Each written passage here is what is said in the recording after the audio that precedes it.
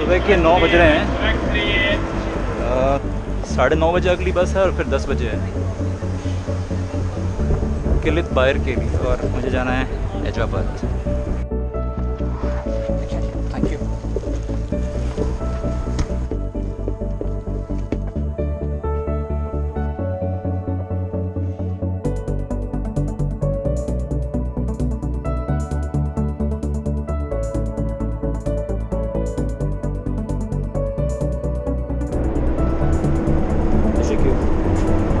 पहुंच गया अपनी फेवरेट सीट पर। मैंने इनसे गूगल ट्रांसलेट से बड़ी मदद कर ली। मैंने सिर्फ प्लेस में देखा कि मैं एक टूरिस्ट हूँ इंडिया से और मुझे थोड़ी सी फ़ोटोग्राफी करनी है, क्या मैं आपकी इस सीट पर बैठ सकता हूँ। उन्होंने पढ़ा और आराम से पीछे चले गए और मुझे अपनी जगह दे दी। और अब मैं इन खूबसूरत नज़ारों का मज़ा ले सकता हूँ और आपको दिखा सकता हूँ।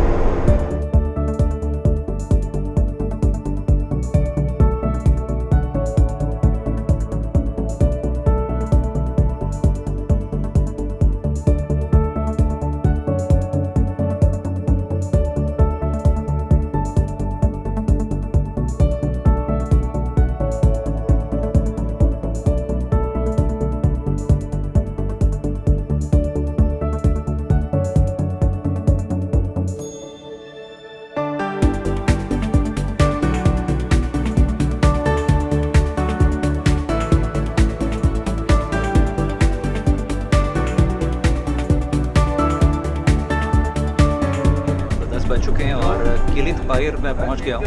पीछे सारी बस खाली हो गई है, सब उतर गए हैं। असल में ये वो पॉइंट है जहाँ से ये जो सारे स्टीमर्स हैं ना, ये लेके चले जाते हैं उस तरफ। सामने एशिया है। सेतुल भाई, ओके ओके। लो जी भाईजान, मुझे भी करना है। तशक्कुर, थैंक यू। तो मैं ये बता रहा था कि जो एशियन साइड है ना यहाँ की, वो उस तरफ है जो बहुत नज़दीक है किलित बायर से। तो यहाँ से लोग उस तरफ चले जाते हैं। वो चनक्कले है वहाँ पर, वो है एशिया। ये जो बीच में ज़रा सा ये जो वाटर बॉडी है, ये है सारा समुद्री रास्ता। बड़े बड़े जहाज़ छोटे से इस इलाके से गुजरते हैं। पानी वाकई बहुत साफ़ है। मेरा असल मन था कि मैं यहाँ पर अपना किसी लोकल से मिलूँगा, थोड़ा सा यहाँ के बारे में पता चलेगा, ज़्यादा अच्छी जानकारी मिलेगी, लेकिन वो पॉसिबल नहीं हो पाया क्योंकि किसी होस्ट ने रिक्वेस्ट एक्सेप्ट नहीं किया। वैसे यहाँ पर वो उस तरह के पेंसियों हैं, पेंसियों, सस्ते वाले होटल्स। ऐसी जगह जाकर देखता हूँ कितने रुपए लगते हैं यहाँ पर और कैसा है, for the sake of information. Okay, it's full. Okay, how much liras, how many लीराज?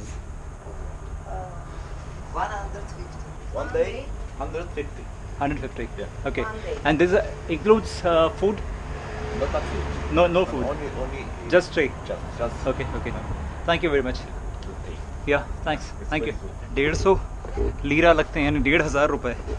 Istanbul में मैं 1,500 रुपये में 2 रातें रुक जाता एक ठीक ठाक से हॉस्टल में। अभी तक तो कोई मिला नहीं।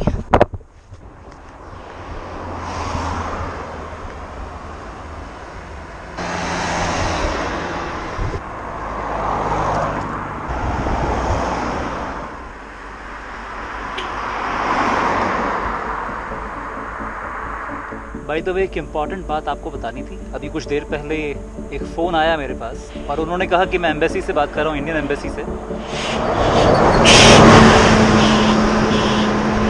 उन्होंने कहा कि मुझे मिस्टर रावत ने कहा था आपसे बात करने के लिए। मैं एक लोकल हूँ, टर्किश हूँ, और आप जिस सब्जेक्ट में बात करना चाहते थे, इंडियन ग्रेवयार्ड्स के बारे में, जो खबरें हैं यहाँ पर इंडियन सोल्जर्स की, वैसा कोई रिकॉर्ड हमारे पास इस एम्बेसी में नहीं है। तो आई एम सॉरी, मैं कुछ आपकी हेल्प नहीं कर सकता हूँ। आप ज़्यादा है तो आप म्यूनिसिपैलिटीज़ हैं यहाँ पर, उनसे बात कर लें आप। चनक्कले में, चनक्कले तो एशियन साइड में है, मुझे नहीं लगता कि वहाँ से कोई हेल्प मिल पाएगी। मैं तो फिर भी ग्रेवयार्ड्स के बहुत नज़दीक आ गया हूँ। पता नहीं, खैर जो भी है, थैंक यू इंडियन एम्बेसी को फ़ोन करने के लिए।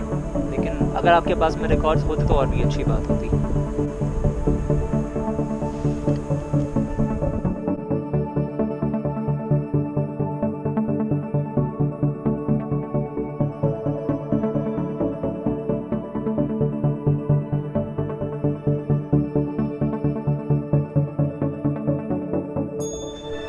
Thank you. much. Are you going to Saidul Bahir? Yes, Okay, okay. I'm from India. India. Yes, and I'm going there to see the Indian soldier's grave. Soldier's grave. Soldier's grave, Okay, yeah. okay, okay. From India. My name is Varun. Varun. Varun. Shenol. I'm sorry. Shenol. Shenol. Shenol. Okay. My name is Sanda. Arda. Arda. My name is Zeynep. Zainab. Kanika Kapoor, India. अच्छा. Okay. जनाब ने हिंदी गाना चला दिया है. I'm making videos for YouTube. YouTube. Yes. YouTube channel. YouTube channel. Yes. Channels नहीं. It's mountain. Where are the? Yes.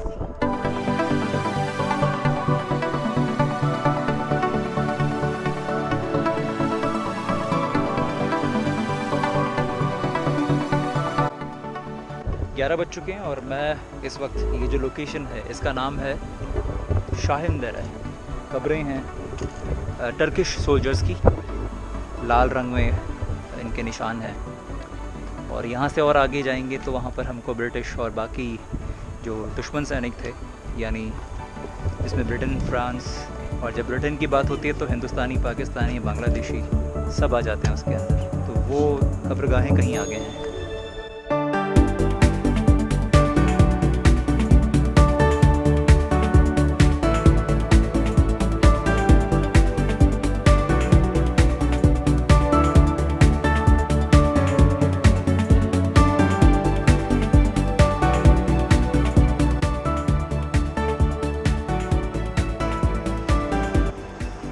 दोपहर के 2 बज चुके हैं. मैं यहाँ पर करीब पिछले 2 घंटे से हूँ. ये है चाणक्य एपिक प्रमोशन सेंटर और यहाँ एक शो होता है, 3D शोज़ भी होते हैं उसमें. तो 13 लीराज पे करने पड़ते हैं, 13 लीरा, 130 रुपए के आसपास शो को देखने के लिए, प्लस म्यूज़ियम. अगर खाली म्यूज़ियम देखना है तो 3 लीरा आपको पे करने हैं, 3 लीराज. अगर आप गेलीबलू में हैं और अगर आप चाणक्य की जो ऐतिहासिक लड़ाई है उसको देखना चाहते हैं, हालांकि इंडिया वाला जो रोल है वो कहीं पर भी क्लियर नहीं है, क्योंकि हम लोगों ने इंडिया के नाम पे लड़ाई नहीं लड़ी थी. हम लोग अलाइड फोर्सेस का पार्ट था ब्रिटिश, और ब्रिटिश आर्मी का पार्ट थे 16,000 हिंदू, मुसलमान और सिख सोल्जर्स. तो मैं अब अपना बैग जो मैंने यहाँ रख दिया था, ये आप लॉकर है, अपना सामान यहाँ पर भी रख सकते हैं चाहें तो. और खाने पीने के लिए भी चीज़ें हैं, अच्छी जगह है, मैं रिकमेंड करूँगा. और अब मैं जा रहा हूँ एक और जगह, ये है directorate of Gallipoli historic site. तो मुझे यहाँ जाना है अभी और यहाँ जाके कुछ और इन्फॉर्मेशन लूँगा.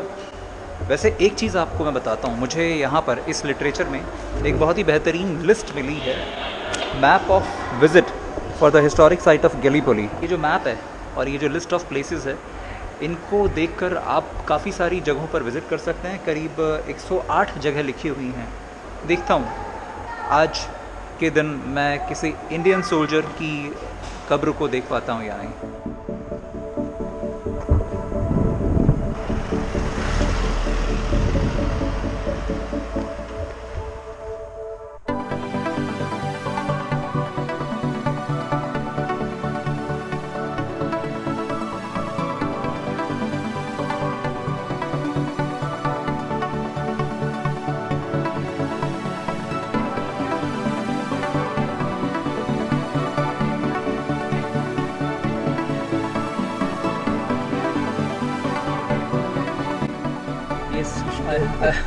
Gidiyor musun şimdi? I will try to find out. No, I will go. İneceksin mi? Yes. Okay. Here. Tamam. Yes, thank you very much. Teşekkür. Bir şey değil. Teşekkür. Hadi. उन बुज़ुर्ग जनाब ने मुझे सड़क पर उतार दिया था. मैं थोड़ा सा आगे आ गया उनसे बात करते करते, तो सड़क पे जाने की बजाय मैं कच्चे रास्ते से निकल रहा हूँ. जाना है यहाँ directorate of Gallipoli historic site. जो लोग मेरी सेहत के लिए चिंतित हैं उनको मैं बता दूं कि अभी कुछ देर पहले मैंने चने और कुछ सूखे खुबानी वगैरह मैंने खा लिए थे, चॉकलेट खा ली थी. मैं थोड़ा सा एनर्जेटिक फील कर रहा हूँ. एक बिल्डिंग नज़र आ रही है मुझे वहाँ सामने, शायद मुझे वहाँ जाना चाहिए. वाकई ऐसा लग रहा है इस कच्चे रास्ते पे चलते हुए जैसे मैं मैन वर्सेस वाइल्ड का एपिसोड कर रहा हूँ कोई. और वो दिख रही है मुझे मानव बस्ती.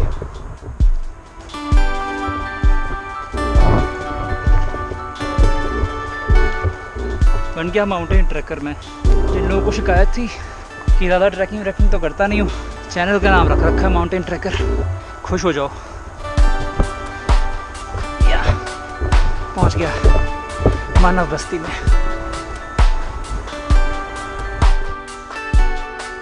ये डायरेक्टरेट से कुछ इन्फॉर्मेशन लेने के बाद अब मैं वापस बाहर निकल चुका हूँ और काफ़ी फ़ायदा हुआ यहाँ आकर। उन जगहों के बारे में पता चल गया है जहाँ पर हिंदुस्तानी सोल्जर्स की सिमेट्री है। तो अब मैंने ये सोचा है कि सैदुल बाहिर एक जगह है यहाँ पर, वहाँ मैं अपना बेस बनाऊँगा और कल विज़िट करूँगा उन जगहों को जहाँ मुझे जाना है।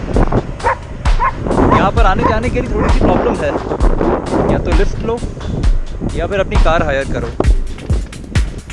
काबा तेपे तक लिफ्ट मिल गई, तेशेक्कुर इदरीम।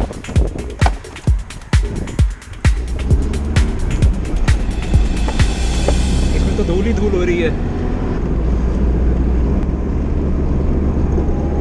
गलत गाड़ियाँ बैठ गया मैं। Nereden geliyor? Hindustan Hindistan. Yes. इसमें तो मुर्गियाँ लेके जाते हैं, स्मेल आ रही है बहुत। India है? India.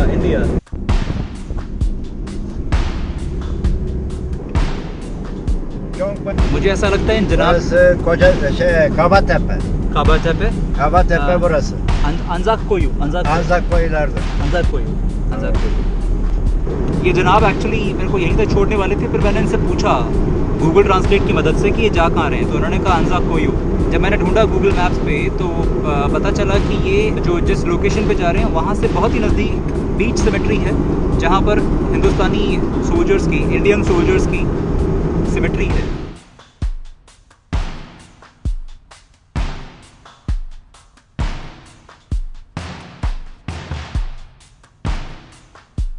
Stop. Indian Burada mı? Indian Tamam. Indian soldier. Doğrudur. Bu hatta olacak da tam net yerini bilemiyorum. Okay, I will Indian soldier, Indian. Yes. Teşekkür ederim. Teşekkür. Anzakko 1 kilometre. 1 kilometre. O Okay, kadar yok okay. bile. 500 Okay. metre.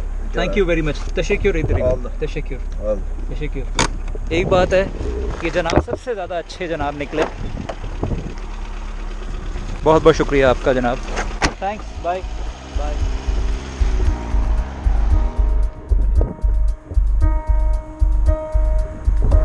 तो ये वो ज़मीन है, ये समुद्र है सामने, वो सामने एक जहाज़ जा रहा है उसके ऊपर बड़ा सा। ये एक्चुअली पूरा समुद्र है। तो इस समुद्री इलाके से यहाँ से दाखिल हुए थे इंडियन सोल्जर्स।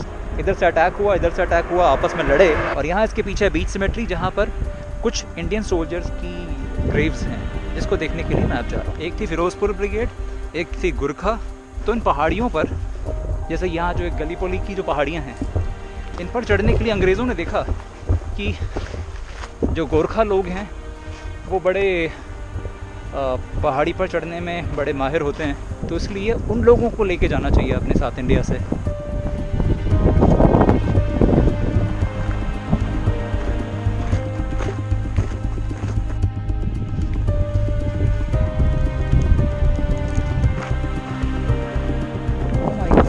मैं तो पहुंच भी गया।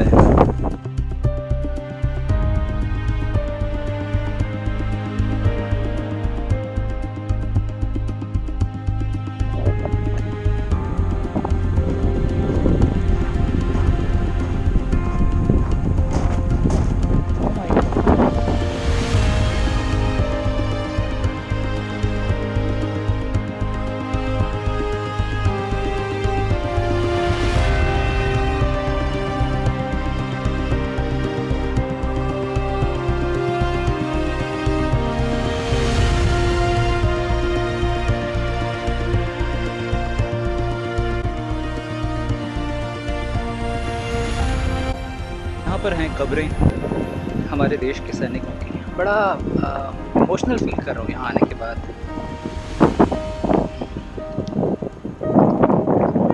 कैसा लगता होगा अपने देश से बाहर जाना है लड़ने के लिए, और उसके बाद ये पता है कि शहीद हो जाएंगे, मगर कैसा लगेगा जब ये कहा जाए कि हम भूल जाएंगे आपको, हम याद नहीं रखेंगे। ये है बीच सिमेट्री। फ़िलहाल मैं इनके नाम ढूंढूंगा, शायद कोई इंडियन नाम मुझे मिल जाए। Australian Australian Australian Australian Australian Australian.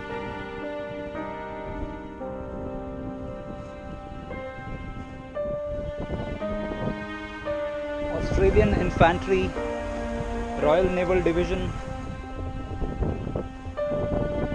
कोई भी नाम हिंदुस्तानी मुझे नहीं मिल रहा है। ये तब है जब ऑस्ट्रेलियन और न्यूजीलैंड के जो सैनिक हैं एंजैक्स, उन्होंने बताया कि जब हिंदुस्तानी लोग यहाँ पहुँचे ना, हिंदुस्तानी सैनिक, अचानक लड़ाई में एक मोड़ आया और काफ़ी बेहतर तरीके से हिंदुस्तानी सैनिक लड़े। वो इसलिए क्योंकि ये जो ऑस्ट्रेलियन सैनिक थे ये बेसिकली वॉलंटियर्स थे, जबकि हिंदुस्तानी सैनिक प्रोफेशनल सैनिक थे। तो इस वजह से ये लड़ना जानते थे। वो लोग एंजैक डे मनाते हैं यहाँ, ऑस्ट्रेलिया के लोग, न्यूजीलैंड के लोग यहाँ आके, मगर हमारा कोई नामो निशान नहीं है यहाँ। अजीब बात ये है कि यहाँ सभी ऑस्ट्रेलियन सैनिकों के नाम लिखे हुए हैं और बहुत ही उनके नाम हैं, उनकी एज है, कब मारे गए थे वो लोग, सब लिखा हुआ है। मगर हमारे हिंदुस्तानी सैनिकों के नाम क्यों नहीं, ये समझ में नहीं आता। ब्रिटिश ने ऐसा क्यों किया कि हमारे नाम नहीं लिखे उन लोगों ने, हमें याद नहीं किया गया, जबकि रिकॉर्ड्स में दर्ज है कि गोरखाओं की वजह से इस लड़ाई में काफ़ी मदद मिली थी। हालांकि हार गए थे अलाइड फोर्सेस, यहाँ पर ब्रिटिश हार गया था, तुर्कियों ने हरा दिया था, भागना पड़ा था। ओवरऑल वर्ल्ड वॉर 1 में बेशक तुर्की और मतलब ऑटोमन एम्पायर हार गया था, एलाइड फोर्सेस की जीत हुई थी, लेकिन इस इलाके में गलीपोली में यानी गलीबलू में जीत हुई थी तुर्कियों की, उन्होंने अपना देश बचा लिया था। मगर अच्छी बात यह कि तुर्कियों ने हमारी इन कब्रगाहों को बचा के रखा, हमें उतनी ही रिस्पेक्ट दी हमारे सैनिकों को, या ऑस्ट्रेलिया न्यूजीलैंड के सैनिकों को, या ब्रिटिश सैनिकों को, या इंडियन जो भी है, अपने दुश्मनों को उतनी ही इज्जत दी जितने कि अपने सैनिकों को दी। उनके लिए ऐसे मेमोरियल्स बना के रखे हुए हैं और एक अलग से वहाँ लिखा हुआ है कोई पिकनिक एक्टिविटी नहीं, ये एक पवित्र स्थान है। तुर्कियों ने तो किया, पर क्यों हम लोग नहीं कर पाए, और क्यों अभी तक आज 103 साल बाद भी अभी तक कोई प्रॉपर रिसर्च नहीं हो सकी है। कोई हिस्टोरियंस, हमारे जो इतिहासकार हैं, वो यहाँ पर अभी तक नहीं आ पाए भारत से, पाकिस्तान से। तो मेरे लिए बेशक ये मुमकिन नहीं होगा कि मैं सारी जगहों पर जाऊँ और जाके देख सकूँ कि कौन कौन भारतीय सैनिक थे। एक तो वक्त उतना नहीं है मेरे पास, और दूसरा ना ही रिसर्च है मेरी उतनी, क्योंकि मुझे यहाँ आके पता चला इस बात का। बट जो हिस्टोरियंस हैं, जो इस सब्जेक्ट से जुड़े हुए हैं लोग, उनसे मैं ज़रूर रिक्वेस्ट करना चाहूँगा, या फिर इस वीडियो को देखने के बाद में अगर आपको लगता है कि आपको आना चाहिए, तो प्लीज़ आएँ यहाँ पर। उन सोल्जर्स के लिए आएँ जिनको हम भुला चुके हैं। ये बहुत बड़ा नाइंसाफ़ी है उन सोल्जर्स के लिए। वो लोग लड़े अपने देश के लिए। जहाँ तक मुझे पता है, ऐसा माना गया था कि इसके बाद, इस वर्ल्ड वॉर के बाद, अगर हम इस लड़ाई में अंग्रेज़ों का साथ देते हैं तो हमें आज़ादी मिल जाएगी, देश को आज़ादी मिल जाएगी। तो शायद इस वजह से भारतीय सैनिकों ने अंग्रेज़ों का साथ दिया, लड़े वो यहाँ पर आके, मतलब एक ऐसे दुश्मन से लड़े जिनसे उनकी कोई दुश्मनी नहीं थी, सिर्फ इसलिए कि आज़ादी हमें मिलेगी। मतलब उन्होंने हमारी आज़ादी के लिए इतनी कुर्बानी दी और हमने उनको बिल्कुल भुला दिया। ये बड़ी अजीब बात है ये। फ़िलहाल मैं ज़रा नाम ढूंढता हूँ, कोई इंडियन नाम मिल जाए तो। पिछले करीब आधे पौने घंटे से, बल्कि शायद ज़्यादा हो गए, यहाँ लगभग सभी ग्रेव्स जाके देख ली हैं मैंने, सभी कब्रें देख ली हैं। जब एक बार नहीं मिली तो फिर दूसरी बार जाके देखा, हर पत्थर पे जो नाम है उसको पढ़ा ठीक से। मुझे कोई इंडियन नाम अभी तक नहीं मिला, जबकि कहीं इंटरनेट पे पढ़ा था कि यहाँ बीच सिमेट्री पर 3 या पता नहीं 2 इंडियन आर्मी के सोल्जर्स भी थे। पर मैं सोच रहा था कोई हिंदू, मुसलमान या कोई सिख नाम मिलेगा देखने को। हालांकि हिंदू नाम मिलना मुश्किल है, क्योंकि हिंदुओं को दफनाया नहीं जाता, तो इस वजह से कहीं ऐसा तो नहीं था कि हिंदू हैं दफनाया नहीं जाता, इस वजह से कब्रें ही नहीं हैं उनकी। पता नहीं, कुछ पता नहीं है उनका। पर मुस्लिम भी कोई कब्र यहाँ नहीं है। एक मुझे यहाँ सामने मिला, इस पे लिखा हुआ है 11th lancers Indian army, but ये नाम क्रिश्चियन लगता है, शायद कोई ब्रिटिश मूल के ही सैनिक हैं। Lieutenant BW ऑन्स्लो, 11th lancers Indian army, 28 जुलाई 1915, 22 साल की उम्र में ये शहीद हुए थे। ताकत भी बहुत ज़्यादा अब नहीं रह गई है शरीर में।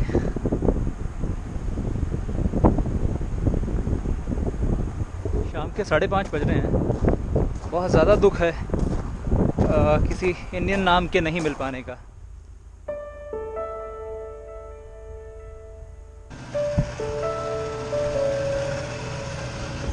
Teşekkür.